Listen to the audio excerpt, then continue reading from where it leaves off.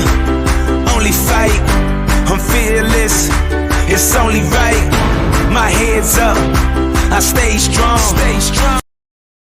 Hey everyone, welcome back to the Creating Strength podcast. I am your host, Lauren Andrea Kennedy. I'm a learning and leadership strategist, as well as leadership and transformation coach. I specialize in transformational leadership, and I am here to help you get to that transformational leadership point in your career. So whether you're an emerging leader and you're trying to figure out, how do I move into this thing called leadership? Or you are currently, maybe you're a new manager. You've been managing, directing, whatever your title is for less than 3 years. And you're like, I'm having trouble making decisions.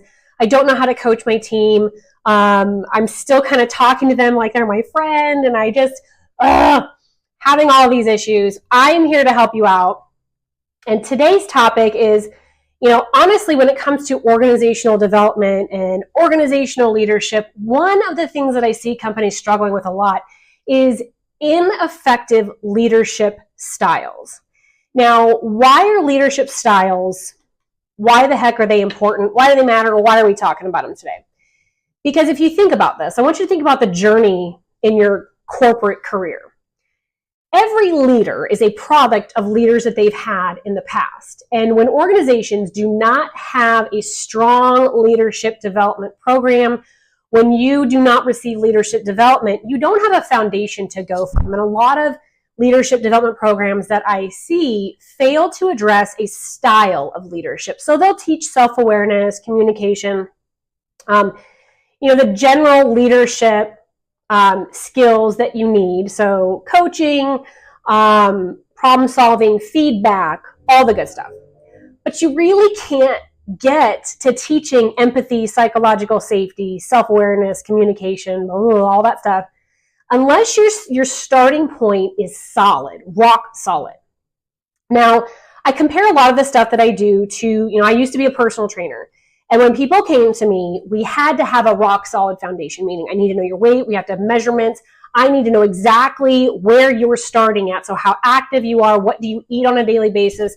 Every client that I had to fill out a 3 days worth of a journal for me, and I would review it. They hated it. They absolutely hated it. But for me, that let me know kind of on average what their day-to-day looked like, what they were really struggling with, like nitty-gritty habits. We're talking, what are you doing in the evening? What time are you eating? I could truly see with that 3-day snapshot. Now, I hate to break this to you, but organizations are absolutely no different. Now, here's why.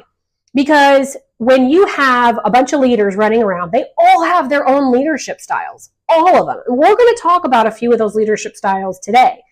Now, I advocate strongly for transformational leadership because when it's done well, you're kind of like the personal trainer of your organization where you get to help develop other people. You're inspirational. You've got a really clear vision. You know how to set goals. You're having regular one-on-ones. You know how to give feedback. You're transparent. You have a coaching style rather than giving advice. And you know that growth and learning is very much a part of your journey, okay? My dog is down here, and I'm having trouble. I can't remember my feet. Anyway, so today I want to stress the importance of ineffective leadership styles. They're really detrimental on an organization's health. So right now, I want you to picture in your head the different leaders that you work with currently. Okay. Who's the head of your organization? Who's the CEO and president? What's their leadership style? And then think about your direct manager and some of the leaders that you work with. But also, who do you look up to? Well, who are leaders in your past? You're like, I want to be like that. Okay. What qualities did they have that you admired? Now, this is why it's super important to have a foundational leadership style to even begin to create your leadership development program, because you have to know what you're aspiring to. And the reason why that is important is because that's what creates a clear vision. Okay. Now, when you don't have a clear vision, it's kind of like getting in the car and just driving, hoping that you're going to get to your destination, but you really don't have anything in mind. The clearer that you can be about where you're going, the better chance you have of getting there. Okay, so that's super important. And I apologize. So I have my computer here. I've got some notes that I'm going to be referring to. And what I want to talk to you guys about today is a few different types of leadership styles. The first one is called autocratic or authoritarian. And these types of leaders make decisions unilaterally and they expect obedience. Like there's a hierarchy, do what you're told type of thing. They're very rigid in rules and they don't want employee involvement. So do you have anyone in your life like that, or have you? I mean, certain situations, they're effective, certain ones. But honestly, this type of leadership leads to low morale, poor performance, decreased productivity, and a lack of innovation because nobody wants to speak up. Nobody's voice is really valued. It's not great, okay? So imagine you've got someone running around your company like that for a second, okay? Now let's talk about democratic, or also referred to participative leadership style. Now, this type of leadership involves employees in the decision-making process, maybe too much. They share authority, they do value open communication, and there is an emphasis on teamwork. Yay, that's great, yay. The advantages here are it's going to encourage employee engagement, creativity, and you're going to have more job satisfaction. However, the disadvantages is that it can be time consuming. They might ask for opinions more often than they should. We want to value employees' opinions, but leaders have to be able to make decisions, and they're not going to always be able to ask questions and get everyone's input. So it can lead to some indecisiveness. I've seen this a lot when young leaders get promoted, and now they might be leading people that are their friends that they used to be coworkers of, and now they don't know how to make decisions. They really struggle with problem solving because they're not confident in their skills yet.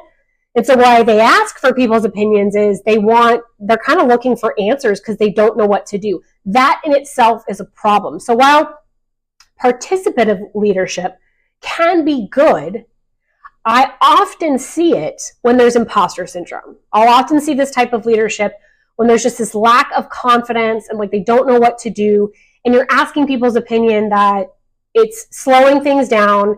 And yes, that can have positive side effects, but it's not good for the organization in the long run. So there's good and bad there, okay? Then there's laissez-faire leadership, and this one is exactly like it sounds. It's very minimal guidance, and it allows employees to make their own decisions, very hands-off approach, and high levels of autonomy. So there's good and bad to this. And the good, it can foster creativity and innovation, but it can lead to a lack where there's no direction and there's no accountability. So having a completely hands-off approach is not ideal. Again, there's good, there's creativity. We all want autonomy, but the bad that can come with it is it can really be ineffective in fast-paced environments. And then it can leave people feeling like they're not supported because that manager is so hands-off.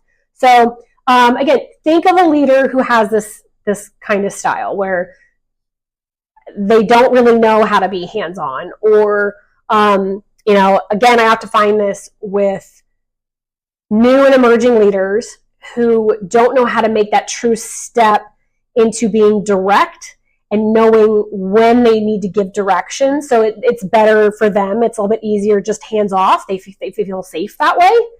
Now there's transformational leadership and transactional leadership. I'm going to compare those two because you kind of need a mix of all of these. And so first, actually, let's talk about transactional. It's exactly what it sounds like, right?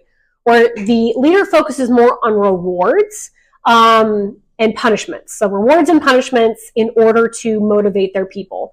Sometimes this works, right? But that's very, as the name says, it's very transactional, and it doesn't make people feel that human element in the workplace. So there's low engagement, and it can have clear expectations, so that's good. You want clear expectations. It's performance-based rewards.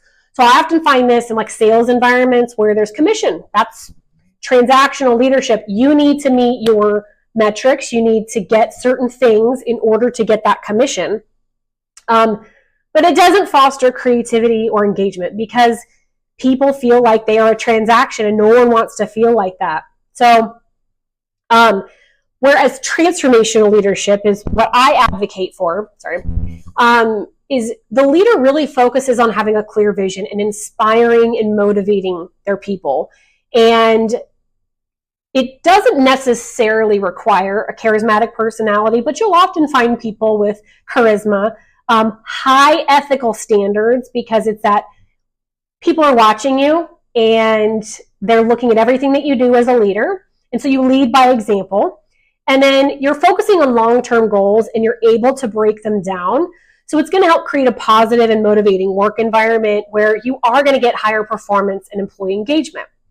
The disadvantages is it can be hard to maintain over time. Not everyone has that kind of energy day in and day out, but that's what I teach, transformational leadership, and I teach what that looks like day in and day out. And it really is something that you have to work on over your leadership life, the lifetime of your leadership. So it's something that you're constantly aspiring towards, okay? Now, last one we're going to talk about is situational leadership, and it is what it says. Leaders are going to adapt their style to certain situations. Now, I argue that as a transformational leader, you should be doing that. Transformational leaders know how to adapt their style to the situation, the person, the day, etc. The characteristics of being able to do that is you're flexible, you're adaptable, and you focus on the needs of the situation. Again, I argue that is a transformational leader, and it can be very effective. So it is its own style, its own theory, and that's fabulous. And again, a disadvantage of that, though, is it requires a deep understanding. So I kind of mesh transformational and situational together. And so, again, think about the people in your organization. What kind of style do they have? Now, if you are a transactional leader, you've got a lot of room for improvement. Same thing for participative or authoritative. Those all have a lot of room for improvement. I think each situation calls for a different style. But I will always advocate and argue that transformational leadership kind of soaks all of those up into one when you get really, really good at it. And so if this is your starting point, if you're watching this episode and you're like, I'm trying to work on my leadership and I don't know where to start, I would highly, highly recommend transformational leadership. Because in this theory, it was coined back in the 70s, it has what I call the 4 I's: individualized consideration, inspirational motivation, intellectual stimulation, and idealized influence. I'm not going to explain in this video what all 4 of those mean, but basically it covers everything a leader truly needs to step into being a catalyst for transformation. And within organizations and day-to-day life, things are always changing. And how do we become adaptable? How do we become creative and innovative and inspire that in others? My ring light just poof went off. We're going to keep filming because that's how we roll. Okay, so let me go back to my notes here. What I want to really keep in mind is that, without a clear direction and accountability, employees end up feeling lost and underperform. That will always, always go back to the style of leadership that is occurring in your organization. And think about it like this. It's like having a ship without a captain, okay? Permissive leaders often fail to provide guidance, support, or feedback, and this just leads to a lack of direction. You need structure, you need morale, and you need accountability. And so transformational leadership is how you do this. I hope that you learned a few different leadership styles today. If you want to learn more about transformational leadership, I'm excited because I have a full course on transformational leadership. And you can have your team leaders, your managers, directors, whatever, in your organization go through this. Super easy peasy. You can get through this in as little as 2 days. You can spread it out over a week, but it will teach you everything that you need to know about transformational leadership. It gives you a really, really great starting point. Like I said, you have to know where you are and what you're aspiring to. So if you are in charge of leadership development within your organization, remember that you need that starting point. You need that foundation. And so you need to pick And even if it's not transformational leadership, yes, I argue for that, but even if it's not transformational leadership, you got to have a starting point. I worked for an organization once that they touted servant leadership. I never really saw them teaching servant leadership, but they sure talked about it a lot, and that's at least something. So you want a style of leadership truly pinned down in your business and in your organization so that you have that solid foundation and you know where to go. If you would like some help with that, pick up my course. I'll put the link in the description here. What other leadership styles do you know about that maybe you're a huge fan of that I didn't cover today? Because those are just a few. There's actually some more out there. I didn't cover servant leadership. Let me know in the comments. Do you agree or disagree? What do you know about transformational leadership? So anyway, thank you for joining me today. I'll put all the links in the description. And as always, keep creating your strength.